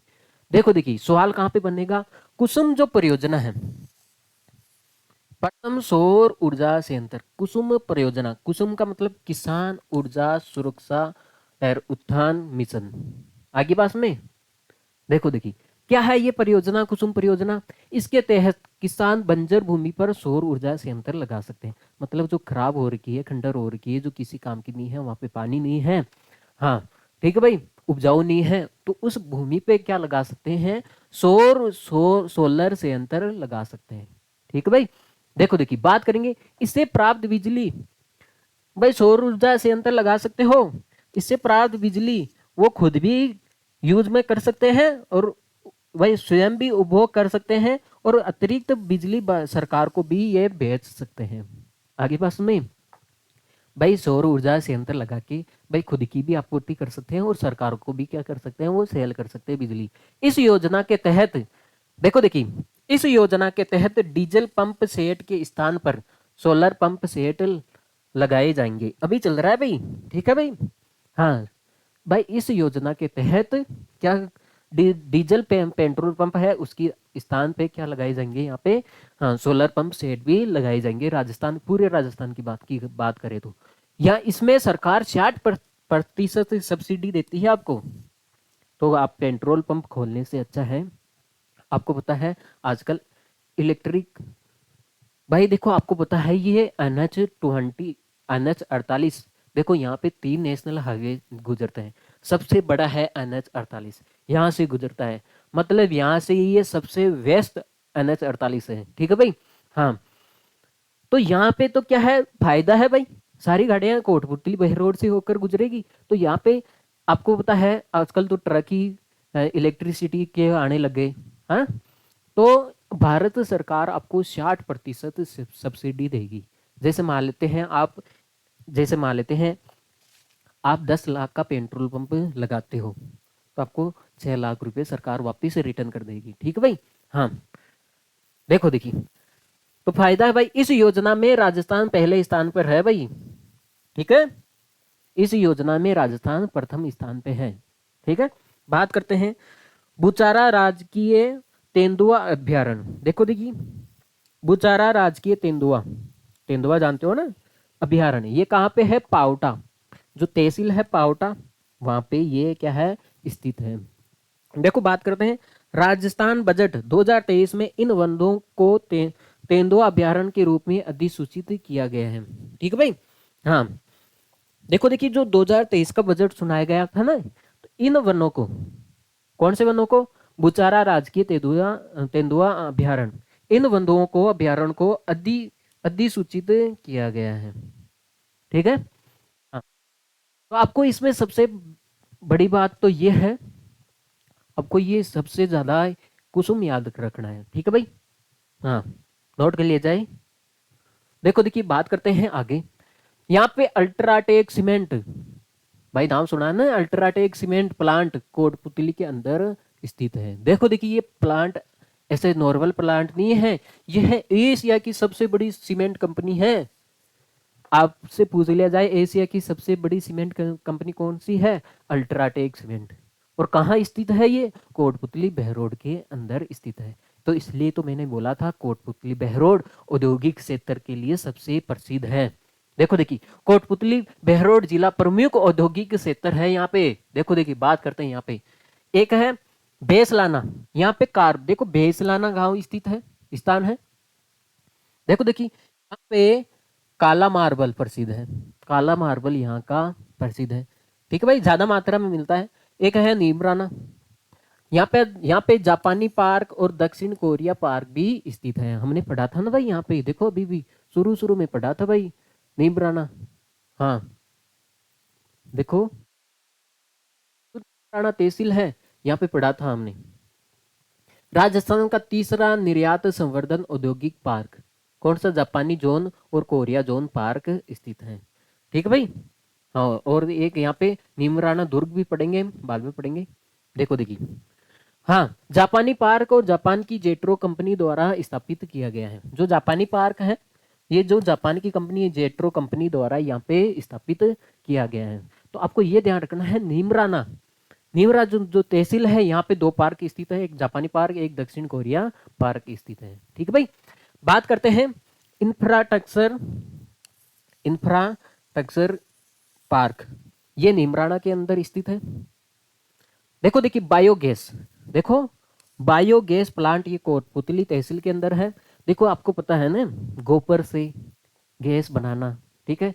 हाँ हाँ, तो ये गोबर से नहीं बनाई जाती बायोगैस। यहाँ पे क्या है, जो सरसों की जो तूड़ी है, ठीक भाई, सरसों काटने के बाद जो सरसों का जो कूड़ा कचरा बच जाता है, उससे ये गैस बनाई जाती है। वैसे तो बायोगैस साधारणतः गोबर से बनाई जाती है, लेकिन यहाँ पे सरसों की तूड़ी से बनाई जाती है। ठीक है भाई, उसको जला के ऐसे कुछ। अब देखो देखिए, अब बात करते हैं चरम क्लस्टर, ये बानसूर के अंदर स्थित है। देखो देखिए ये क्या है, रूडा ग्रामीण, रूडा ग्रामीण कृषि विकास एजेंसी द्वारा ये स्थापित है। ठीक है भाई। हाँ, अब बात करेंगे हम, एक है बहरोड पशु मेला, बहरोड पशु मेला भी भरा जाता है। यार देखो बहरोड पशु मेला किस लिए प्रसिद्ध है, ये मुर्रा नस्ल की जो भैंस है, मुर्रा नस्ल की भैंसों के लिए ये क्या है, मेला प्रसिद्ध है, पशु मेला है ये। ठीक है भाई। तो यहाँ पे जो मुर्रा नस्ल की भैंसें हैं, तो यहाँ पे आयात निर्यात होती है। ठीक है भाई, खरीदना हो तो चले जाना। अब देखो देखिए जखराना, इसकी भी बात कर लेते हैं। यहाँ पे क्या है, ये बकरी की नस्ल के लिए क्या है भाई, फेमस है। बकरी की नस्ल के लिए जकराना क्या है भाई, फेमस है। हाँ देखो देखिए, हाँ है मूल उत्पत्ति। देखो देखिए बात करते हैं बहरोड से होती है। देखो अभी तो ये जो जकराना है क्षेत्र है, ये बकरी की नस्ल के लिए फेमस है, लेकिन बकरी की मूल उत्पत्ति कहाँ से होती है, बहरोड से। अब देखो ये नस्ल, ये जो जकराना जो नस्ल है, जकराना नस्ल है भाई, क्षेत्र नहीं है। देखो देखिए जकराना है, ये एक बकरी की नस्ल है। ठीक है भाई। हाँ, इसकी उत्पत्ति बहरोड से होती है। देखो देखिए ये जो जकराना बकरी की जो नस्ल है, ठीक है भाई, जो जकराना भाई क्षेत्रनी है, मैंने बोल दिया था भाई गलती से, क्षेत्रनी है जकराना। यह है एक नस्ल दूध, ये दूध सबसे ज्यादा दूध देती है, और मांस भी, मांस के लिए भी ये प्रसिद्ध है। ठीक है। हाँ, तो ये जो जकराना बकरी की जो नस्ल है, ये कहाँ पे है, बहरोड के अंदर स्थित है। हाँ, और कौन सी है बेरोड के अंदर? मुर्रा नस्ल की भैंसे भी यहाँ की क्या है भाई, प्रसिद्ध है। दो बातें ध्यान रखने हैं, एक तो बकरी और भैंसे। अब देखो देखिए, हमने पढ़ा था नीमराणा के अंदर, हमने पढ़ा था यहाँ पे राज्य का तीसरा निर्यात संवर्धन औद्योगिक पार्क भी यहाँ पे EPIZ यहाँ पे क्या है स्थित है, नीमराणा कोटपुतली बहरोड के अंदर स्थित है। देखो देखिए, राज्य का ये तीसरा है भाई, राज्य का तीसरा है तो कहीं ना कहीं पहला भी होगा, कहीं ना कहीं दूसरा भी होगा, ऐसे मत बोलना चौथा कहाँ है। ठीक है भाई, तो राज्य का प्रथम, ठीक है भाई, EPIZ कहाँ पे है? सीतापुरा जयपुर के अंदर स्थित है। बात करेंगे राज्य का दूसरा EPIZ कहाँ पे है? बोरानाडा जोधपुर के अंदर स्थित है। तो आपको पूछ लिया जाए EPIZ कहाँ पे स्थित है, एक तो जयपुर है, एक जोधपुर है और एक कोटपुतली बहरोड के अंदर स्थित है। देखो देखिए, सर्वाधिक औद्योगिक इकाइयां, बात करें हैं सबसे ज्यादा फैक्ट्रियों की, है ना, बात करें कार्य क्षेत्र की बात करें, ठीक है, हाँ, तो सर्वाधिक फैक्ट्रियों की बात करें, औद्योगिक इकाइयां मतलब कार्य के बारे में, अलग अलग कार्य के बारे में बात करें तो यहाँ पे कहाँ पे स्थित है? नीमराणा के अंदर स्थित है। ठीक है, हाँ, बहुत सारे यहाँ पे रास्ते हैं आपके सामने। देखो देखिए, कोटपुतली बहरोड ये DMIC के तहत औद्योगिक निवेश क्षेत्र की स्थापना हुई थी यहाँ पे। ठीक है, कोटपुतली बहरोड में DMIC के तहत औद्योगिक निवेश क्षेत्र की क्या हुई थी, यहाँ पे स्थापना हुई थी। ठीक है भाई, तो देखिए बात करेंगे जिले में। देखो देखिए, ये इंपॉर्टेंट है, सिलेटी पत्थरों के लिए नीमराणा, भाई सिलेटी पत्थरों के लिए कौन सा नीमराणा, है ना, नीमराणा बहरोड क्या है, प्रसिद्ध है। आगे बात में अब बात करेंगे, यहाँ पे पार्ले जी, हेविलेस इलेक्ट्रॉनिक और हीरो मोटर्स के पार्ट्स कहाँ पे मिलते हैं भाई? नीमराणा के अंदर बनते हैं। आगे बात करते हैं मत्स्य औद्योगिक क्षेत्र बहरोड, मत्स्य औद्योगिक क्षेत्र बहरोड, नीमराणा आदि यहाँ के प्रमुख औद्योगिक क्षेत्र हैं। आगे बात में देखो देखिए, बात करें आगे, दिल्ली मुंबई इंडस्ट्रियल कॉरिडोर यहाँ से गुजरता है। मैंने बताया था ना, दिल्ली मुंबई कॉरिडोर यहाँ से गुजरता है। देखो बात करेंगे कोटपुतली बहरोड जिला अब NCR राष्ट्रीय राजधानी से, देखो देखिए, कोटपुतली जिला बहरोड है, ये NCR क्षेत्र में आने लग गया है। ठीक है भाई, इसको अभी जब नया जिला बना है ना, तो इसको NCR के अंदर रखा गया। NCR का मतलब राष्ट्रीय राजधानी क्षेत्र के अंदर रखा गया, क्योंकि ये एक औद्योगिक क्षेत्र है। देखो देखिए, आने वाला जिला हो गया, जब पहले जिला अलवर था, जिला कौन सा था? अलवर था। पहले बात है, ये अलवर के अंदर ही भी आता था, जयपुर के अंदर भी आता था। ठीक है भाई, तो जो अलवर जिला है, जो NCR में कब शामिल हुआ था भाई? सितंबर 2004 के अंदर ये शामिल हुआ था। अब देखो देखिए, वर्तमान में NCR में कितने जिले आते हैं? अलवर आता है, खेरथल तिजार आता है, कोटपुतली बहरोड आता है और डीग आता है। ठीक है, तो आपको ये ध्यान रखना है, NCR में वर्तमान में शामिल होने वाला जिला कौन सा हो गया? एक तो खेरथल तिजारा हो गया, कोटपुतली बहरोड हो गया, फिर डीग हो गया। पहले अलवर आता था। ठीक है भाई, हाँ, और अलवर आता था NCR के अंदर। राष्ट्रीय राजधानी पहले अलवर थी, लेकिन अब राष्ट्रीय राजधानी एक से बढ़ के कितनी होगी भाई? 3 होगी। अब बात करते हैं, देश का पहला इंडियन डिवाइस पार्क कहाँ पे है? तरह तरह के डिवाइस पार्क, ये कहाँ पे स्थित है भाई? नीमराणा के अंदर स्थित है। कुल मिला के यह है, नीमराणा एक औद्योगिक क्षेत्र है। ठीक है भाई, यहाँ पे अनेकों प्रकार के औद्योगिक क्षेत्र है। ठीक है, बात करें आगे, देखो बात करते हैं कोटपुतली बहरोड। देखो यहाँ पे बात करते हैं 1300 BC में यहाँ पे, ठीक है, मयूर ध्वज का शासन था। 1300 BC में यहाँ पे पहले मयूर ध्वज का शासन था, और आगे चलकर फिर यहाँ पे सालीवान वंश का भी शासन रहा। तो आपको ये ध्यान रखना है, यहाँ पे किन्होंने किन्होंने शासन किया था? 1300 BC में यहाँ पे मयूर ध्वज का शासन था। ठीक भाई, महाभारत काल की बात हो रही है, हाँ, और सालीवाहन वंश का भी यहाँ पे शासन रहा है। नीम का थाना, देखो नीम का थाना और कोटपुतली बहरोड का क्षेत्र तंवर राजपूतों द्वारा शासित होने के कारण यहाँ पे तोरावटी कहलाता है। तोरावटी कहलाता है कौन सा क्षेत्र? नीम का थाना और ये कोटपुतली बहरोड दोनों जिले मिला के तोरावटी क्षेत्र कहलाता है, क्योंकि यहाँ पे जो तंवर राजपूतों का यहाँ पे क्या था भाई? शासन था। आगे चल के यहाँ पे तंवर राजपूतों का यहाँ पे शासन था, इसके कारण नीम का थाना और कोटपुतली बहरोड जिला है ये कौन सा कहलाता है भाई? तोरावटी क्षेत्र कहलाता है। याद रख लोगे तोरावटी क्षेत्र। हाँ, देखो इस क्षेत्र को राठ के नाम से भी जाना जाता है भाई, इस क्षेत्र को राठ के नाम से भी जाना जाता है। और आप देखोगे ना, कोटपुतली का प्राचीन नाम है कोट कासिम। कोटपुतली का प्राचीन नाम क्या है? कोट कासिम। तो यहाँ पे सबसे ज्यादा ये इंपोर्टेंट है, एक तो ये इंपोर्टेंट है आपके सामने ये लाइन, ठीक है, और एक है ये। देखो देखिए, लीलाणी माता का मंदिर हमने पहले ही पढ़ लिया था, कोटपुतली बहरोड के अंदर ही स्थित है। इस मंदिर में प्रसिद्ध, इस मंदिर के समीप एक बावड़ी स्थित है और यहाँ पे वर्ष में 2 बार मेला बढ़ता है। तो आपसे सवाल सीधा सीधा पूछा जाएगा, जिलानी माता का मंदिर कहाँ है? बेस्ट, ठीक है भाई, कोटपुतली बहरोड, बहरोड तहसील में अंदर स्थित है। ठीक है, अब बात करते हैं आगे, विनय विलास महल। ठीक है भाई, विनय विलास महल ये कोटपुतली बहरोड जिले के अंदर स्थित है। हाँ, इसका निर्माण किसने किया था? महाराजा बख्तर सिंह द्वारा 1793 ईस्वी में। ठीक है भाई।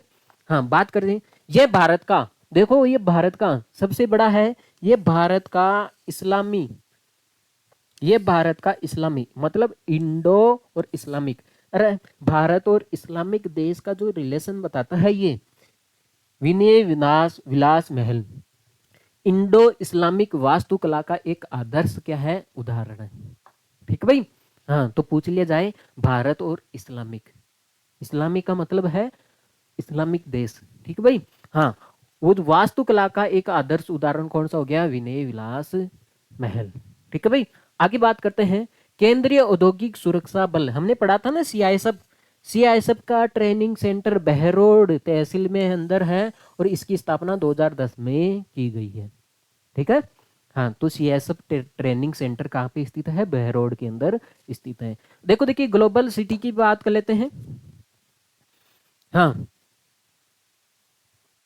भी नहीं बननी है, अब बनेगी ये ग्लोबल सिटी। देखो देखिए, सहज, है ना, ग्लोबल सिटी की शाहजहांपुर, शाहजपुर, शाहजपुर नीमराणा बहरोड में ग्लोबल सिटी बनेगी भाई।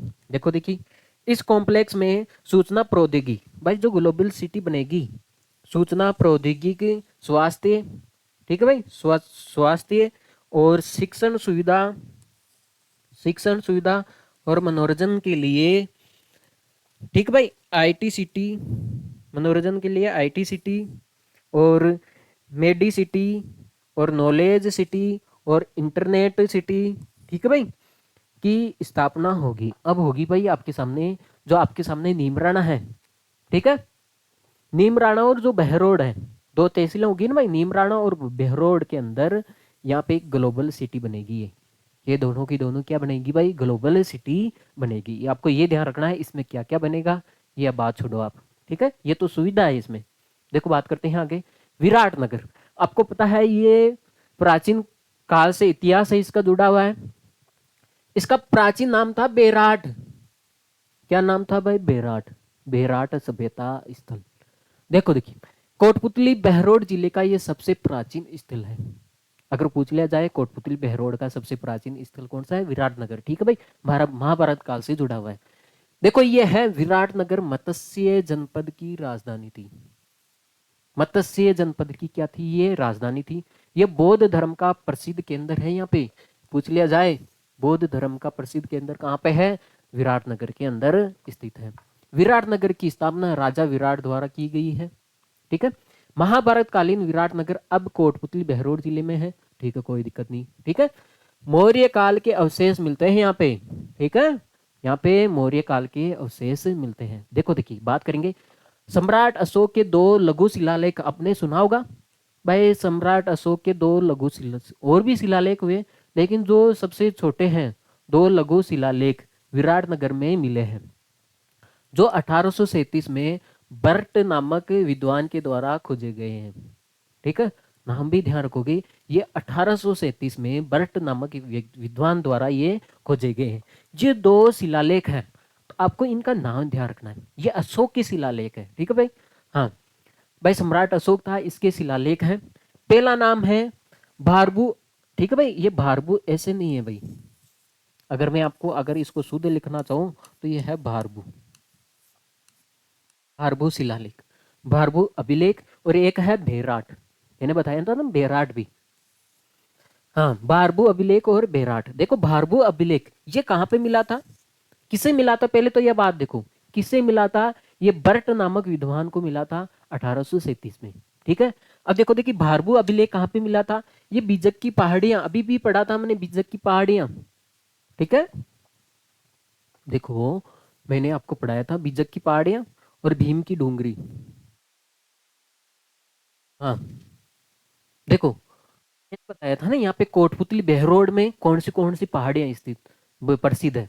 देखो यहाँ पे बेरहाट की पहाड़ियां, बेरहाट की पहाड़ियां से तो आपको पता है बाणगंगा नदी निकलती है, पहला ध्यान आप रखोगे। बीजक की पहाड़ियां से, है ना, आरबू, है ना, भारबू शिलालेख, भारबू शिलालेख यहाँ से प्राप्त होता है, ठीक है। अरे भीम की डूंगरी, यहाँ से दूसरा शिलालेख प्राप्त होता है, ठीक है भाई। हाँ, तो ये है भाई आपके सामने, इसको मैं रब कर देता हूँ। देखो देखिए, तो इसके बारे में पढ़ रहे थे भाई, इसलिए तो मैंने आपको पहले पढ़ाया था। तो ये बीजक की जो पहाड़ियां हैं, कहाँ मर गया। हम्म। जो हारबूज अभिलेख है ये बीजक की पहाड़ियों से प्राप्त होता है। यहाँ पे अशोका, यहाँ पे अशोका आरबो अभिलेख वर्तमान में कलकत्ता, देखो देखिए ये वर्तमान में कहाँ पे स्थित है, कलकत्ता संग्रहालय लाइब्रेरी के अंदर रखा गया है। आगे बात में, तो ये कलकत्ता संग्रहालय के अंदर रखा गया है। हाँ, तो आपको ये ध्यान रखना है, भारभू अभिलेख कहाँ से प्राप्त हुआ है। हाँ, बीजक की पहाड़ियाँ जो कोटपुतली बहरोड जिले के अंदर स्थित है। हाँ देखो देखिए, बेराट अभिलेख ये तो आपको पता है। अशोक का दूसरा अभिलेख जिसको भीम की डूंगरी विराटनगर से मिला है, ठीक है भाई, प्राप्त हुआ है। बात करते हैं आप में विराटनगर बौद्ध मंदिर। आपको पता है हमने पढ़ा था विराटनगर बौद्ध धर्म का सबसे प्रसिद्ध केंद्र है, तो पक्का ना पक्का यहाँ पे कोई मंदिर होगा। तो विराट बेरठ बौद्ध मंदिर स्थित है जो बीजक की पहाड़ियों पे स्थित है। देखो बीजक की पहाड़ियां जहाँ पे भारभू अभिलेख मिला था, ठीक है भाई, पर स्थित है। सबसे पुराना गोलाकार, सबसे पुराना गोलाकार बौद्ध मंदिर है यहाँ पे। देखो देखिए यहाँ पे 36 चांदी के सिक्के भी मिले हैं और 28 इंडो ग्रीक शासकों के सिक्के मिले हैं। इंडो ग्रीक, ठीक, शासकों के सिक्के मिले हैं। इंडो ग्रीक शासकों की मुद्राओं में 16 मिंडेर, ठीक है, मिंडेर की है भाई। 28 मिले हैं ना ये, इसमें से 16 जो मुद्राएं हैं वो मिंडेर की है। इसको नोट कर लिया जाए तो आपको ये ध्यान रखना है, इंपोर्टेंट है ये दो शिलालेख, तो कत्ते ही इंपोर्टेंट है, ठीक है भाई। एक तो भारबू, एक बेराट, ठीक है। हाँ, तो आपको ये ध्यान रखना है। देखो सवाल में कंफ्यूज कैसे होगी, भारबू अभिलेख तो आपको पता है बीजक की पहाड़ियों से हो जाएगा, लेकिन बेरहाट अभिलेख तो वहां पे ऑप्शन आएगा बेरहाट की पहाड़ियां, तो वहां से नहीं है। बेरहाट अभिलेख है जो भीम की डोंगरी विराटनगर से मिला है, ठीक है भाई, इसका ध्यान रखना। बात करते हैं नीम राणा किला, ये है आपके सामने नीम राणा किला, ठीक है भाई। हाँ, बहुत डाकुओं ने यहाँ पे हमला किया था, ठीक है। हाँ, बात करते हैं नीम राणा किला। इसे पंचमहल दुर्ग भी कहते हैं, 5 मंजिला है इसलिए इसको पंचमहल दुर्ग भी कहते हैं, ठीक है भाई। इसका निर्माण 1464 में चौहान शासकों द्वारा निर्मित पंचमिला महल है, ठीक है भाई। चौहान के शासकों ने निर्माण कराया था। वर्तमान में एक हेरिटेज होटल के रूप में संचालित है। नीमराण के समीप, ठीक है भाई, मालवाहक विमानों के लिए हवाई अड्डा बनाना प्रस्तावित है। मतलब इसके पास में, इस भाई इस किले के पास में, नीमराणा के पास में, यहाँ पे, ठीक है, समीप मालवाहन विमानों के लिए, मालवाहक विमानों के लिए यहाँ पे हवाई अड्डा बनेगा भाई अब, ठीक है भाई। हाँ देखो देखिए, तो ये है नीमराणा दुर्ग। तो आपको ये ध्यान रखना है, ये 1464 में बना था, ज्यादा खास नहीं है भाई। हाँ, लेकिन ये बहुत, क्या बताएं, रंगलीला महल है, चौहान शासकों द्वारा बनाया गया था। अब देखो देखिए नीमराणा बावड़ी, ये 9 मंजिला बावड़ी है। कहा जाता है यहाँ से इस बावड़ी से गुप्त रास्ते से इस महल में रानी आती जाती थी। ठीक है भाई। अब पता नहीं क्यों आती जाती थी, लेकिन ये 9 मंजिला बावड़ी है। इस ऐतिहासिक बावड़ी का निर्माण मुगल सम्राट अकबर के समय हुआ था। ठीक है। तो आपको तो ये ध्यान रखना है। हाँ, नीमराना है, एक बावड़ी है और एक किला है। ये 9 मंजिला है और ये 5 मंजिला है। ये ध्यान रखना है, ये 5 मंजिला और ये 9 मंजिला है। ठीक है। हाँ, देखो आगे बात करते हैं। अगर आगे बात करना चाहे हम, यहाँ पे है बाबा खेतानाथ मंदिर। कौन सा? बाबा खेतानाथ मंदिर स्थित है। इंपॉर्टेंट है, ऐसे हल्के में मत लेना भाई। बाबा खेतानाथ मंदिर कहाँ पे है? सीधा सीधा सवाल पूछा जाएगा, किसने क्यों बनाया, फलाना ठिकाना, ये नहीं पूछा जाएगा। बाबा खेतानाथ मंदिर यह है जोशी हेड़ा के अंदर स्थित है। ठीक है भाई। नीमरान तहसील का नाम आता है वहां पे बाबा। ठीक है भाई। खेतानाथ मंदिर कहाँ पे स्थित है? नीमराना के अंदर स्थित है। बात करते हैं हाजीपुर किला। देख रहे हो, ये हाजीपुर किला है। हाँ, ये है बानसूर तहसील के अंदर स्थित है।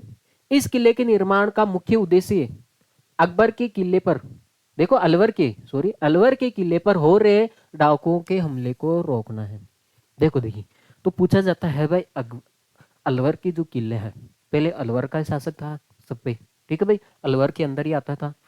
तो जो इसका बनाने का एक ही मुख्य उद्देश्य था, जो अलवर के जो किले पर डाकुओं द्वारा हमला होता था, उसके बचाव के लिए इस किले का निर्माण करवाया गया था। ठीक है भाई। हाँ हाँ, हाजीपुर किला बानसूर के अंदर स्थित है। बानसूर आएगा यहाँ पे, ये सीधा सीधा पूछा जाएगा। ये दोनों सीधे सीधे सवाल पूछे जाते हैं। हाजीपुर किला कहाँ पे है? बानसूर के अंदर स्थित है। ठीक है। हाँ, देखो देखिए, बात करते हैं निम्बू चना हत्याकांड। ये इसको हम बोलते हैं भाई, हाँ, इसको राजस्थान का दूसरा जलियांवाला बाग हत्याकांड कहते हैं, क्योंकि यहाँ पे 250 से अधिक किसान राजपूत मारे गए थे और 600 के शायद 600 के अपार, ठीक है भाई, घायल हुए थे। देखो देखिए, यहाँ पे होता क्या है कि देखो, इसको थोड़ा पढ़ लेते हैं, फिर आपको समझ में आ जाएगा। ये घटना होती है भाई 14 मई 1925 को। पहले समझते हैं इजारा पद्धति। इजारा पद्धति क्या होती है? जैसे हम बोलते हैं ना ठेके पे। ठीक भाई। हाँ, ठेके पे काम ले लेते हैं। ठेके पे पहले आपको पता है ये क्या थी, सारी जमीनें सरकार के अधीन होती थी। तो यहाँ पे शासन किनका था? अलवर के शासकों का। तो उनके अधीन थी ये जमीन। आगे बात समझे। जब ये इनके अधीन थी, तो ये किसान लोग क्या करते थे, यहाँ पे राजपूत ही थे, तो राजपूत किसान लोग क्या करते थे, ठेका लेते थे जमीन को। ठीक है भाई। हाँ, जैसे मान लेते हैं 50,000 में हमने 10 बीघा ठेका ले लिया था। लेकिन दिक्कत क्या आ रही थी यहाँ पे? ले तो लिया था, लेकिन राजा का सीधा सीधा हुक्म था, भाई आपकी फसल चाहे हुए चाहे ना हुए, चाहे 10 लाख की हुए चाहे भाई 5,000 की हुई, लेकिन मुझे तो 50,000 चाहिए तो चाहिए। ठीक है भाई। हाँ, तो भाई इनका भी कहना था, भाई जंगली सुअर भी होते थे यहाँ पे, जो गलियों में सुअर फिरते वो नहीं ना, जंगली सुअर, तो वो भी आके फसल को बर्बाद कर देते। तो यहाँ से ये परेशान हो गए थे, क्योंकि जो इजारा पद्धति में जो देखो देखी क्या करता था भाई, यहाँ पे मेला लगाया जाता था और बोला जाता था भाई इस जमीन का दाम सबसे ज्यादा कौन देगा। जाहिर सी बात है, तो जो अमीर किसान लोग थे तो वो तो दे देते भाई, जो गरीब आदमी थे वो तो पीछे रह जाता। ठीक भाई। तो बोली लगाई जाती थी वहां पे जमीन की। तो बोली लगाई जाती थी, आपको पता है कहीं पे भी बोली लगती है ना, तो वो हाईएस्ट लगती है, बढ़ती बढ़ती। ठीक है भाई। 50,000 की है, अगर मान लेते हैं कोई जमीन का है, 10 बीघा है, 50,000 देना है, लेकिन बोली में ये वो 1 लाख की भी चली जाती है, 1.5 लाख की भी चली जाती है। ठीक भाई। तो इसलिए जो निम्न स्तर के जो किसान लोग हैं वो ज्यादा ही परेशान थे। ठीक है भाई। तो यहाँ पे बोली वाला सिस्टम था। तो हम तो जो बोली लगाते हैं उसको प्राचीन समय में क्या बोलते थे? इजारा पद्धति। ऊंची बोली लगाने वाले को निश्चित समय के लिए भूमि आवंटित की जाती थी। आगे बात सुने।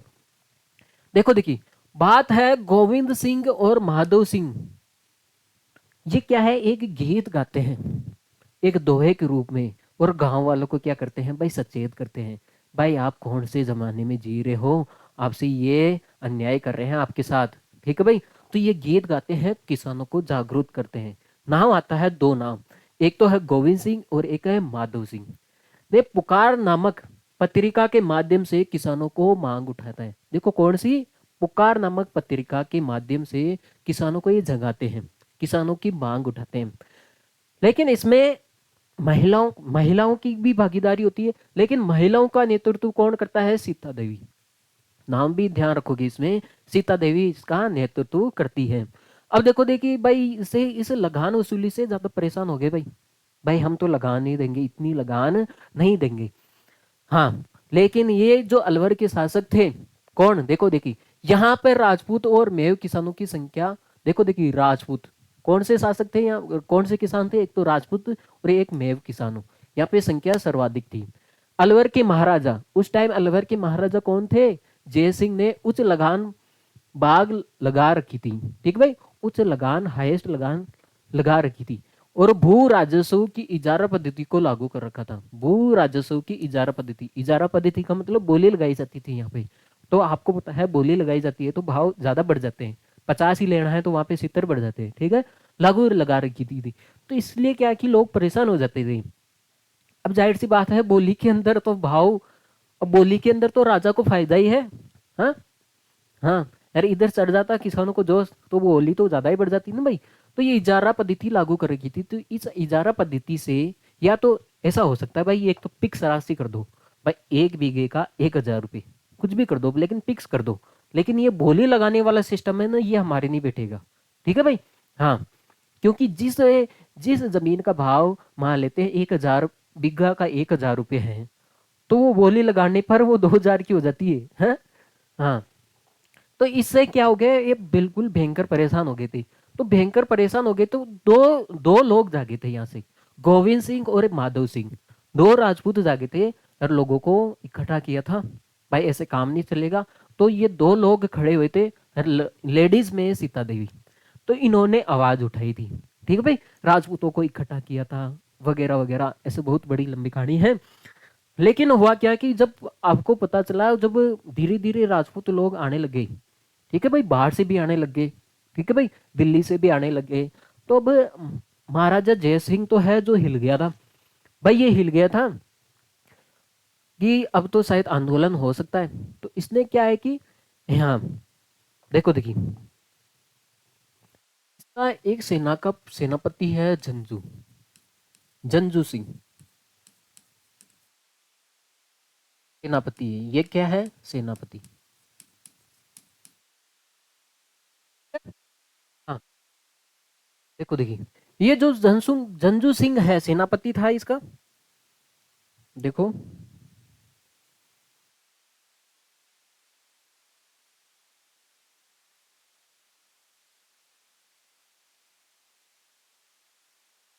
हाँ, तो इसने हुक्म दिया, तो ये क्या गया था कि, हाँ, ये अपने बंदूक और तोपों के साथ गया, और जहां पे ये सभा हो रही थी, ये नीम चढ़ा है ना, नींबू चढ़ा, यहाँ पे ये सभा हुई थी, हो रही थी।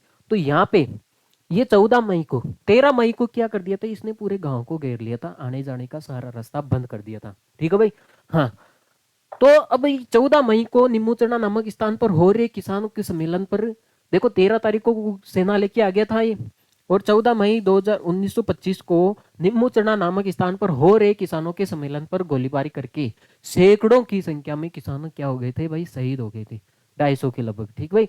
ये राजस्थान का जनरल डायर, देखो छाजू सिंह, देखो देखिए ये था कमांडर, राजस्थान का जनरल डायर, इसको भेजा था भाई, ठीक है, इसको भेजा था कमांडर छाजू सिंह, ठीक भाई, छाजू सिंह यहाँ पे आ गया ना, तो यहाँ पे ठीक है भाई, यहाँ पे रहने दो। हाँ, तो भाई इसको भेजा था, किसने भेजा था, महाराजा जय सिंह ने इसको भेजा था, ठीक है भाई। हाँ, फुल आदेश दे दिया था, उड़ा के आ दो किसानों को, ठीक है भाई। तो आपको ये ध्यान रखना है, आपको ये ध्यान रखना है, राजस्थान का जनरल डायर कौन था उस टाइम, किसने किया था, ये कमांडर छाजू सिंह था, इसने हमला किया था राजा महाराजा जय सिंह के कहने पर, ठीक है भाई। अब बात करते हैं, अब देखो इस हत्याकांड, ये इतना भयंकर हत्याकांड था, तो इस हत्याकांड को देख के महात्मा गांधी की भी बोली निकल गई, ठीक है भाई। हाँ, उनका भी देखो देखिए, महात्मा गांधी ने इसको दूसरा जलियांवाला बाग हत्याकांड कहा है, ठीक है भाई। बहुत ही भयंकर हत्याकांड हुआ था। और दोहरी डायरी शाही कहाँ है? देखो क्या, एक तो दूसरा हत्याकांड का है, एक है दोहरी डायर शाही कहाँ है। आगे बात में तो आपको सवाल ये ध्यान रखना है, गांधी जी ने, भाई गांधी जी ने किस आंदोलन को, किस हत्याकांड को दूसरा जलियांवाला बाग हत्याकांड का है? तो आपको ये ध्यान रखना है, निमोचना हत्याकांड। और इसको एक और है, ये नाम आपको छुपा मिलेगा, कोई बताएगा नहीं, दोहरी डायर साहिबी का है। ठीक है भाई, हाँ आप तो इसको इसको याद कर लोगे, लेकिन इसको भी ध्यान रखना है। लेकिन इस घटना का वर्णन कौन सी पत्रिका में मिलता है? यंग इंडिया में किया था गांधी जी ने। इस घटना का वर्णन यंग इंडिया पत्रिका के अंदर किया था। देखो देखिए, अब बात करते हैं आगे, और है एक और मुख्य बात है, नोबेल शांति पुरस्कार। नोबेल शांति पुरस्कार से सम्मानित कैलाश सत्यार्थी। देखो देखिए, कैलाश सत्यार्थी ये नोबेल पुरस्कार शांति पुरस्कार से क्या है, सम्मानित है। बाल विवाह के खिलाफ बहुत बड़ा आंदोलन छेड़ा था इन्होंने, है ना। देखो देखिए, यह है बाल विवाह के खिलाफ, बाल विवाह के खिलाफ सबसे बड़ा जागरूकता अभियान शुभारंभ कोटपुतली बहरोड जिले के, देखो देखिए कौन से गांव, नवरंगपुर गांव से किया था। तो यह है भाई इसका सवाल का सबसे ज्यादा प्रकोप। ठीक है, तो कैलाश कैलाश सत्यार्थी, कैलाश सत्यार्थी जो बाल विवाह के खिलाफ सबसे बड़ा आंदोलन छेड़ता है। ठीक भाई, लोगों को जागरूक, लाठी वाठी नहीं चलाता, लोगों को जागरूक करने के लिए सबसे बड़ा आंदोलन ये छेड़ता है। और ये कहां से छेड़ता है, इसका शुभारंभ कहां से करता है? कोटपुतली बहरोड जिले के आपके सामने एक गांव है नव, ठीक भाई, नवरंगपुर गांव से ये इसका आंदोलन का क्या करता है, शुरुआत करता है। आगे बात में तो ये ध्यान रखना है, बाल विवाह कैलाश और नवरंगपुर गांव से। ठीक है, हाँ नोट पे लिया जाए, फिर हम आगे बढ़ते हैं। देखो देखिए आगे क्या बढ़े, तो ये आपका जिला आपका बिल्कुल कतई ही कंप्लीट हो गया है। और जाना नहीं है, मेरी बात सुन के जाओगे। और अब बात ये सुननी है आपको, क्लास को लाइक और शेयर करके जाना है। ठीक है भाई, वरना पाप के भागी बनोगे भाई सीधी सी बात है। हाँ, तो भाई हम आगे नए जिले में मिलते हैं, और जरूर मिलेंगे। उम्मीद है आपसे, आप सब लोग पधारोगे। ठीक है भाई, तो thanks for watching this class. ठीक है भाई, टेक केयर। शेयर करके जाना है अपने मित्रों के पास, ये ध्यान रखना है। ठीक है, बाय।